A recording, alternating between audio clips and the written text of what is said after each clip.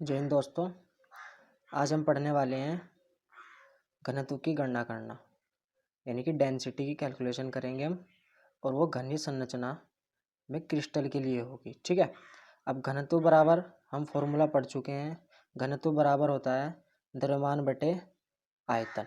ठीक है, ये तो बेसिक चीज़ है। और हमें रिजल्ट में किस में आना है, जो न्यूमेरिकल में यूज करना है, हमें पेपर में आता है डी बराबर Z/m/a⁴ इससे घबराइए मत, याद भी करा दूंगा ट्रिक से। फिलहाल फोकस कीजिए। देखो, ये एक घनीय एकक कोष्ठिका है, ये इसका कोर होता है, कोर ए, जिसे ए मान लेते हैं। ठीक है। अब यदि हम बात करें कैलकुलेशन करने की, ये डेरिवेशन है, ये तुम्हें रटना नहीं है ना याद करना है। यहाँ से इधर से फॉर्मूला मेन है इसका, केवल एक बार ध्यान दे ले कि आता कैसे है। देखो निकल के, घनत्व बराबर द्रव्यमान बटे आयतन, तो द्रव्यमान चाहिएगा एक कोष्ठिका का। एक कोष्ठिका का द्रव्यमान निकालने से पहले हमें क्या चाहिएगा, जो एक परमाणु होता है कोने पर, उसका द्रव्यमान कितना होगा। तो वो कितना होता है एक परमाणु का द्रव्यमान, परमाणु का भार बटे एवोगाद्रो नंबर, जिसे Na बोलते हैं, और ये मास हो गया भार। ठीक है। अब पूरी एक एक कोष्ठिका का निकाल लें, प्रत्येक कोने पर जितने भी होंगे उसके लिए क्या होगा, Z/m/Na, यानी कि Z की मल्टीप्लाई हो जाती है। Z क्या है कि यदि सिंपल क्यूबॉइड है तो Z की वैल्यू 1, BCC है तो Z की वैल्यू 2, और यदि FCC है तो Z की वैल्यू 4 होगी। ठीक है, ये यहाँ से कॉन्सेप्ट निकल के आता है इसका। ठीक है, ये हो गया एक एक कोष्ठिका का द्रव्यमान। अब यदि हम बात करें इस एक एक कोष्ठिका के आयतन की, तो आयतन कितना होगा, घन का आयतन क्या आता है, भुजा की क्यूब, तो ए की क्यूब, ये आयतन हो गया। अब घनत्व निकालेंगे फाइनली हम, घनत्व बराबर द्रव्यमान बटे आयतन। द्रव्यमान कितना आया, Z/m/Na, और ए की क्यूब आयतन। तो इसको हमने कैसे लिख लिया, मॉडिफाई कर कर। देखो, घनत्व को या तो डी बोलो या रो बोलो, तो डी लिख लेते हैं डेंसिटी, Z/m/a⁴ और Na नीचे। देखो, इसको ट्रिक से कैसे ध्यान रखना है, डी यानी कि दादा यदि होता है कोई जिम का, तो क्या कहता है किसी से भी लड़ने के लिए, जिम Z/m, जिम के नीचे एंटना, A⁴ एट 3 ना Na। तो दादा क्या क्या बोल रहे हैं, जिम के नीचे एंटना, तो Z/m नीचे क्या है इसके बटे में A⁴ Na। अब यूज कैसे होगा फॉर्मूले में, कि सर ये तो हो गया कि इसमें हमने फॉर्मूला तो ध्यान कर लिया, अब इसके मात्रक क्या होंगे वो ध्यान कर लेते हैं एक बार। ठीक है। देखो, अब यदि परमाणु का द्रव्यमान दे न्यूमेरिकल में m, तो उसके लिए मात्रक क्या लगेगा, ग्राम पर मोल, ग्राम पर मोल। ठीक है। यदि एवोगाद्रो नंबर दे तो उसका डायरेक्ट मान ये होगा 6.023 इंटू 10⁻23 पर मोल, या मोल इनवर्स, क्योंकि बटे की चीज को ऊपर ले जाकर इनवर्स में लिख देते हैं हम। ठीक है। और घन के कोर की लंबाई, जिसको हम ए से निरूपित करेंगे, ए वो हमेशा सेंटीमीटर में होगी। यदि उसने पीएम में दिया है, पीएम का मतलब पिकोमीटर, तो एक पिकोमीटर 10⁻⁻10 सेंटीमीटर होता है। ठीक है। और एक पिकोमीटर यदि हमें मीटर में ले जाना है तो 10⁻⁻12 मीटर होता है। ठीक है। यदि ग्राम में चल रहा है तो सेंटीमीटर में चलेगा, यदि ये केजी में चलेगा तो ये मीटर में चलेगी डिजिट। ठीक है। घनत्व का मात्रक ग्राम सेंटीमीटर क्यूब, डायरेक्ट कैसे पता लगेगा, ये आएगा मात्रक इसका। घनत्व बराबर क्या पड़ा, द्रव्यमान बटे आयतन। द्रव्यमान कितना है ग्राम में, और आयतन क्या होता है सेंटीमीटर क्यूब में, तो ग्राम पर सेंटीमीटर क्यूब इसका मात्रक आ जाएगा। ठीक है। यहाँ से इतना पॉइंट ध्यान रखेंगे। अब न्यूमेरिकल पे आते हैं। देखो, एक बात और ध्यान रखेंगे, मैं इसमें समझा देता हूँ। इसमें वेरिएबल कितने हैं, 1 2 3 4 5, ये कांस्टेंट वैल्यू है। यदि नहीं देगा तो खुद यूज करनी है। ध्यान देंगे, इसमें वेरिएबल्स कितने हैं हमारे, 1 2 3 4 5। ठीक है। यदि ये कांस्टेंट वैल्यू यदि नहीं दे रहा है तो यूज करेंगे जो मैं बता रहा हूँ, 6.023 10⁻23, यानी कि ठीक है 10⁻23। अब जेड का मान सबके लिए अलग अलग होगा, एम का मान दे के रखेगा, डी का मान ज्ञात करेगा, किसी का भी 1 2 3 इन चारों में से 3 देगा और एक फाइंड करवाएगा। ठीक है। अब में कोई से भी हो सकते हैं। अब न्यूमेरिकल पे चलते हैं हम। देखो न्यूमेरिकल ये 2015 के पेपर में आया हुआ है बोर्ड के, इस पर ध्यान देंगे। ये ऊपर का पोर्शन भी इसी चैप्टर से है, ठीक है। ये जो 90 नंबर पे क्वेश्चन है ना, इसको हम नेक्स्ट वीडियो में पढ़ेंगे। फिलहाल क्वेश्चन नंबर 10 पर ध्यान देंगे। चांदी का क्रिस्टल FCC जालक में होता है। क्रिस्टलीकरण किस में हो रहा है? FCC में। और इसकी एकक कोष्टिका के कोरों की लंबाई इतनी दी हुई है 4.07 10⁻⁻8 सेंटीमीटर। घनत्व इतना दिया हुआ है। तो चांदी का परमाणुक द्रव्यमान यानी कि M ज्ञात कीजिए, ठीक है। अब जो डिजिट दे के रखी है उसको लिख लेते हैं और बाकी सारी चीज़ें कैलकुलेशन करेंगे। ध्यान देंगे। देखो ये वही क्वेश्चन है, ये किताब से लिया है मैंने। देखो FCC के लिए जेड का मान कितना बताया मैंने? 4, ठीक है। और कोर की लंबाई सेंटीमीटर में दिया तो चेंज करने की जरूरत नहीं। डी कितना दिया? घनत्व 10.5 ग्राम सेंटीमीटर क्यूब। अब हमें ज्ञात क्या करना है? परमाणुक द्रव्यमान यानी कि M की वैल्यू। देखो फॉर्मूला में पता लग गया कि D बराबर ZM upon NA into A⁻3। Multiply में इसे पहले लिख लो, ऐसे बाद में लिख लो, ठीक है। अब हमें क्या चाहिए? M का मान। M का मान जब चाहिए होगा हमें, तो बेसिकली क्या होता है, जो नीचे के पोर्शन होता है बटे से नीचे का, वो इधर जाएगा तो गुणा में आएगा, ठीक है। तो गुणा में आने के लिए, और जो इधर गुणा में होगा वो इधर आके बटे में चला जाएगा। यदि मैं M को यहीं पर अकेला छोड़ूं तो NA और A⁻3 इधर चले गए D के साथ गुणा में, और Z इसके बटे में आ गया। तो ये फॉर्मूला हो गया। अब हमें क्या याद करना? बस M। अब इसमें हम मान रखेंगे ध्यान से और कैलकुलेशन करेंगे। देखो D का मान ये लिख दिया इसमें, NA का मान जो मैंने बताया था कांस्टेंट वैल्यू इसने दी नहीं है, यूज करनी है अच्छा, ठीक है। और A की क्यूब, A की वैल्यू 4 पॉइंट ये है 10⁻⁸ में, और उसकी क्यूब। अब क्यूब का मतलब क्या होता है? देखो यदि A की क्यूब निकालनी है हमें किसी भी नंबर की, तो उसकी गुणा उतनी ही बार कर दो, ठीक है। 1 की गुणा 3 बार करेंगे तो 1 आएगा। अब यदि मुझे 2 की क्यूब निकालनी है, तो 2 की क्यूब का मतलब 2 की गुणा 3 बार, तो कितना आएगा? 2 दूनी 4, 2 दूनी 4 दूनी 8 आएगा। यदि 3 की क्यूब निकालनी है तो 3 की क्यूब कैसे निकलेगी? 3 गुणा 3 गुणा 3, तो कितना हो गया? 3 3 होतिया 27, ठीक है। ऐसे निकालनी है क्यूब। अब इसकी कैलकुलेशन करके M का मान कितना आ जाता है हमारा? 107.14 ग्राम पर मोल M का मान, क्योंकि मास है तो ग्राम पर मोल में आएगा, ठीक है। ये हो गया इसका सिल्वर का परमाणुक द्रव्यमान, इतना होगा। अब कैलकुलेशन आपको करनी आनी चाहिए, ठीक है। अब अप्रोक्सीमेशन कैलकुलेशन कैसे करते हैं? देखो यदि 10.5 है ना और ये 6 है, तो इसको 6 ले लो बस खाली, ठीक है। ये इनसे कोई मतलब नहीं है, इनको मत ध्यान रखिएगा। ये जो दे रखे हैं ना इसमें, इनका यूज जब मात्रक निकालना है तो लास्ट में हमें पता लग गया ना M का मात्रक क्या होता है? ग्राम पर मोल। अब इनकी कैलकुलेशन करनी, देखो 10 की पावर 23 है, और इसकी जब क्यूब करेंगे 4 की क्यूब कितनी होगी? 64, और थोड़ा सा ज़्यादा है तो 64 की बजाय 65 हो जाएगा कैलकुलेशन में।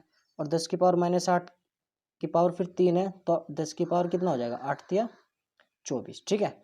अब पावर यदि बराबर कर दूँ तो घट जाए, खत्म हो जाएंगी सारी। ये 23 प्लस के हैं, ये माइनस के हैं, तो माइनस की पावर 1 बचेगी यहाँ से, ठीक है। अब जब उसको कैलकुलेशन करोगे, माइनस का पावर का मतलब होना, 10 की पावर माइनस में होना का मतलब है कि 1/10 लिखा हुआ है, वो 10 नीचे आ जाएगा, यानी कि 4 के साथ गुणा में 10 आ जाएगा नीचे की साइड। और उसको सोल्व कर लेंगे हम तो M की वैल्यू आ जाएगी। लास्ट में कैलकुलेशन करके भी दिखा दूंगा, ठीक है। नेक्स्ट यदि बात करें न्यूमेरिकल की, देखो इसने कहा है कि सोडियम घनीय जालक कोर की लंबाई 430 पिकोमीटर है, ठीक है।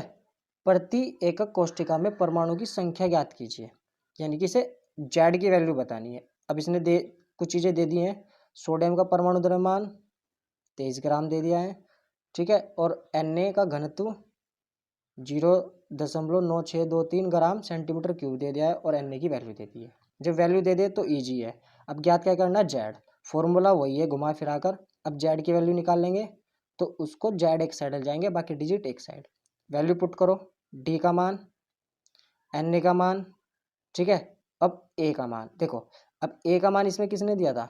पिकोमीटर में, 430 पिकोमीटर में। अब हमें कन्वर्ट किस में करना है? सेंटीमीटर में, ठीक है। अब जब सेंटीमीटर में कन्वर्ट करेंगे 430 पिकोमीटर को, तो ये हो जाएगा 430 गुणा 10 की पावर -10 सेंटीमीटर। अब यदि मैं 2 दशमलव इधर ले जाता हूँ, यानी कि 4.3 करता हूँ, तो ये 10 की पावर -8 रह जाएगा सेंटीमीटर में, ठीक है। जो वैल्यू यहाँ पर लिखी हुई है, समझ में आ गया। अब फिर से इसको क्यूब करना है, ठीक है, और इसको कैलकुलेट करना है। तो आपका कितना आ जाएगा 2। अब यदि 2 परमाणु आते हैं, जेड का मान यदि 2 आता है तो किसके लिए आता है, BCC के लिए, बी, ठीक है, यानी कि बॉडी सेंट्रल यूनिट के लिए। ये ध्यान रहेगा, न्यूमेरिकल ईजी है, केवल ध्यान देना है आपको।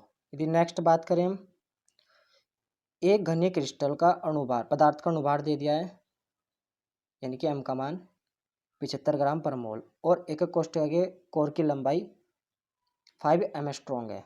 IIT का क्वेश्चन है, इंपॉर्टेंट भी है, कॉम्पिटिटिव एग्जाम में पूछा जा सकता है। यदि पदार्थ का घनत्व 2 ग्राम सेंटीमीटर क्यूब हो तो धातु आयन की त्रिज्या r बतानी है और उत्तर p को मीटर में देना है, ठीक है। अब r कैसे निकलेगी, r हमारी जब निकलेगी जब हमें ये पता हो कि वो BCC में है, FCC में है या सिंपल है, ठीक है। अब हम इसके अब इनका पता लगाने के लिए क्या निकालना पड़ेगा, जेड। अब जेड निकालने के लिए हमें घनत्व के फॉर्मूले पर आना पड़ेगा। इसको रो लिखो या डी लिखो, एक ही बात है, ठीक है। अब जो डिजिट दिए हैं उनको देखो, घनत्व यह आ गया, अणुभार आ गया, कोर की लंबाई एंगस्ट्रॉम में आ गई, ठीक है। समझ में आ गया इतना। फिर Na की वैल्यू ये आपको याद हो जानी चाहिए, एवोगाद्रो संख्या बोलते हैं जिसको, और जेड हमें निकालना है कि कोष्ठिका में कितनी संख्या है। तो जेड का मान यहाँ से निकाल लेंगे, ये वैल्यू रख दी रो की, एन की वैल्यू हो गई, और ए की क्यूब, ए की वैल्यू 5 एंगस्ट्रॉम है, ठीक है। अब इसको कैसे पता लगेगा, तो जो 1 एंगस्ट्रॉम होता है, 1 एंगस्ट्रॉम होता है वो होता है 10 की पावर माइनस के 10 मीटर। अब इसको सेंटीमीटर में लाने के लिए 10 की पावर माइनस के 8 सेंटीमीटर हो जाएगा। तो 1 एंगस्ट्रॉम कितने बराबर, 10 की पावर माइनस के 8 के। तो हमने इसको क्या किया, चेंज कर लिया, 5 एंगस्ट्रॉम को 5 गुना 10 की पावर माइनस के 8 सेंटीमीटर में बदल दिया, और हमें क्यूब करनी होती है फॉर्मूले में, तो उसकी क्यूब कर दी। अब कैलकुलेशन करी, ये ऐसे रखा, इसको रखा, इसकी क्यूब खोले, 5 की क्यूब करेंगे तो 125 आएगा, और 8 की क्यूब करेंगे 10 की पावर माइनस से 8 की, 8 या 24 माइनस के 24 आ जाएगा, बटे में 75 है। अब इसको कैलकुलेटर करा दो, 2 आ गया। तो यानी कि हमें पता लग गया जब जेड का मान 2 आता है तो वो BCC है तत्व, ठीक है। अब BCC है, हमें ज्ञात क्या करना है, R। अब R कैसे निकालते हैं BCC के लिए, हमें रिलेशन पढ़ चुके हैं पिछली वीडियो में। जो BCC के लिए R और A में रिलेशन होता है वो ये होता है, R बराबर √3/4 A। अब हमें बात चाहिए क्या, हमें R। अब A का मान तो हमें पता है ना, 5 एंगस्ट्रॉम है, ठीक है। तो 5 से मल्टीप्लाई कर दी तो कितना आ गया, कैलकुलेट कर कर भाई, √3 का मान कितना होता है, 1.73, ठीक है। तो ये हमने कैलकुलेट किया तो इतने एंगस्ट्रॉम आ गया, लेकिन इसको चाहिए किसमें, P को मीटर में चाहिए, ठीक है। देखो जो 1 एंगस्ट्रॉम है वो कितना है, वो है 10 की पावर माइनस के 10 मीटर। यदि मैं दोनों साइड 10 की पावर माइनस 2 से मल्टीप्लाई कर दूं तो ये कितना हो जाएगा, 1 एंगस्ट्रॉम 10 की पावर माइनस 2 का मतलब नीचे 100 है, बराबर 10 की पावर माइनस के 12, ठीक है। और 10 की पावर माइनस 12 क्या होता है, 1 पिको मीटर, 1 पिको मीटर में 10 की पावर इतने मीटर होते हैं, ठीक है। तो अब 1 एंगस्ट्रॉम कितना हो जाएगा, ये जो 100 है वो इधर मल्टीप्लाई में हो जाएगा, यानी कि एंगस्ट्रॉम को पिकोमीटर में बदलने के लिए 100 से मल्टीप्लाई करनी पड़ेगी। अब नीचे ध्यान दीजिएगा, ये आया हमारा आंसर 2.165 एंगस्ट्रॉम। अब इसे 100 से मल्टीप्लाई करी तो पिकोमीटर में चेंज हो जाएगा, ठीक है। एक बार दोबारा ध्यान से सुन लेना इसको और फिर करना इसको सोल्व, ठीक है। ये इसका आंसर आ जाएगा। नेक्स्ट देखो, ये मैं पीछे का क्वेश्चन है ऑब्जेक्टिव टाइप। देखो एक Na है और एक Mg है, ये क्रम से BCC और FCC क्रिस्टलों में क्रिस्टलीकृत होते हैं। इनकी संरचनाओं में प्रति एकक कोष्ठिका में कितने परमाणु होंगे, यानी कि आपको जेड का मान बताना है, ठीक है। ऑप्शन दे रखे हैं इसने आपको, जोन सा भी ऑप्शन सही होगा आप हमें कमेंट करके बताएंगे, ठीक है, यदि आपने पिछली वीडियो भी देखी है तो, ठीक है। समझ में आ गया। नेक्स्ट 19 नंबर पे है, डायमंड क्रिस्टलों में प्रत्येक कार्बन परमाणु अन्य कार्बन परमाणु से जुड़ा रहता है, इसकी संख्या कितनी होती है। देखो कार्बन का परमाणु क्रमांक 6 यानी कि 2 और 4, लास्ट में कितना है 4, तो 4 ही तो जुड़े हुए होंगे, तो इसका आंसर हो जाएगा, ठीक है। ये पूछे गए हैं, एम्स में पूछा गया है, BHU मेडिकल में पूछा गया है, क्वेश्चन है, इंपॉर्टेंट है। नेक्स्ट एक क्वेश्चन की और बात करते हैं।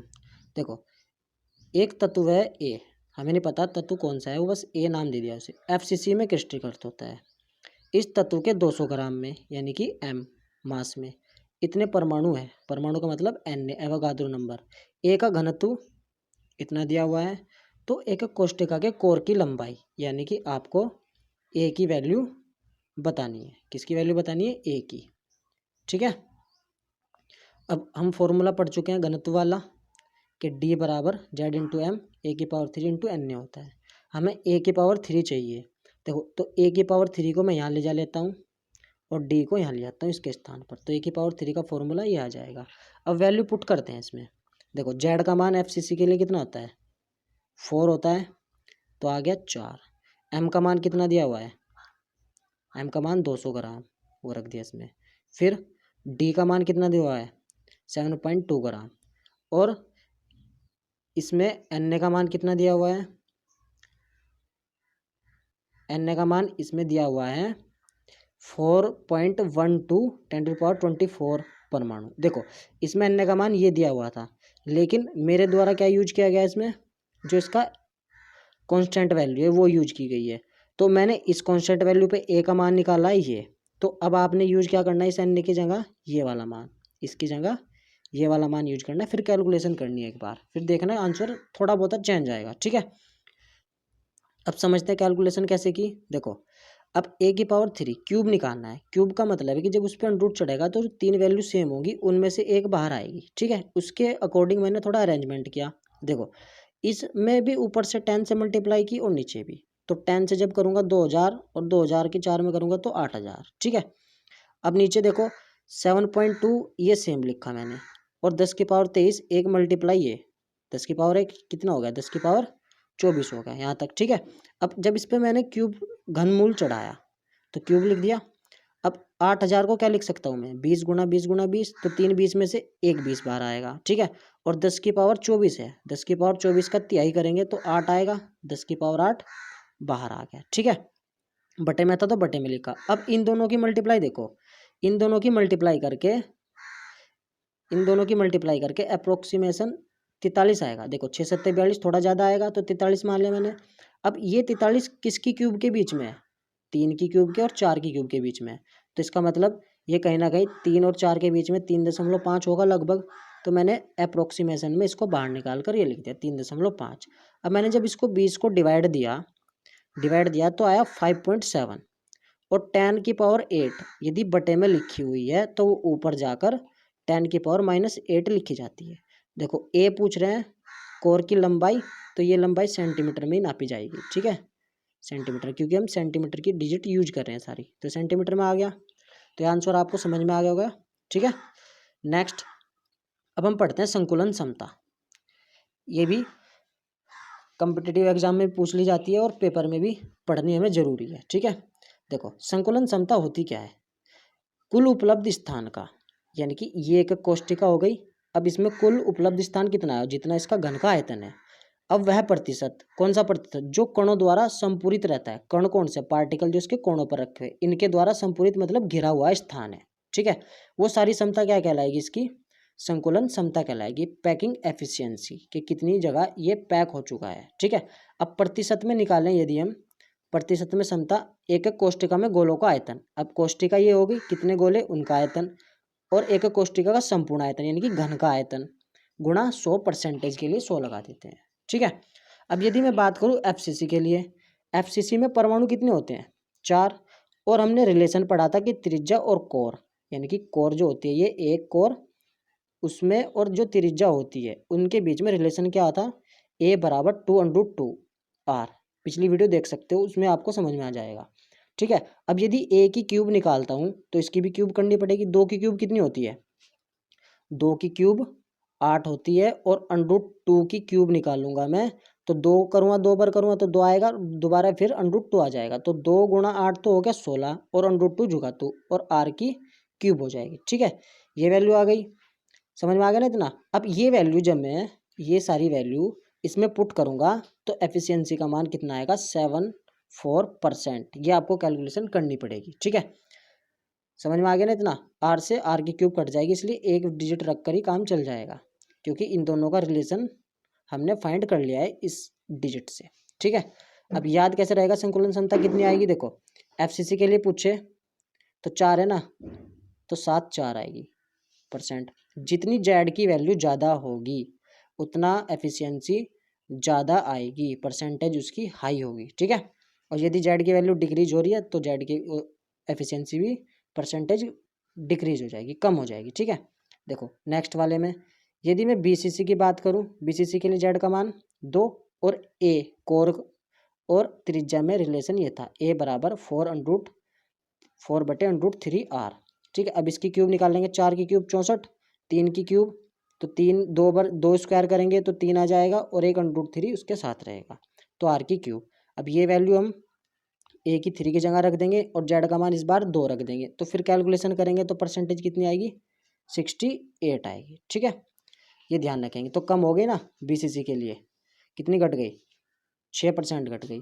अब यदि एससीसी की बात करें, सिंपल क्यूबॉइड के लिए जेड का मान 1 होता है और रिलेशन भी सिंपल होता है ए बराबर 2r का, तो ए की क्यूब कितनी हो जाएगी? 2 का क्यूब 8 और आर की क्यूब, तो ये रिलेशन फिर दोबारा हमें वहाँ रखना पड़ेगा ए की क्यूब की जगह, और जब संकुलन क्षमता निकाल लेंगे तो कितनी आएगी? वो 52.36%। ठीक है, ये परसेंटेज आपकी क्लियर हो जाएगी। तो यदि आपको वीडियो अच्छी लगी है तो हमें कमेंट करें और कुछ दिक्कत है तो उसको हमें भी बताएं, शेयर करें वीडियो को अपने दोस्तों के साथ ताकि मैं भी सीख सकें। ठीक है गाइज, धन्यवाद आज के लिए।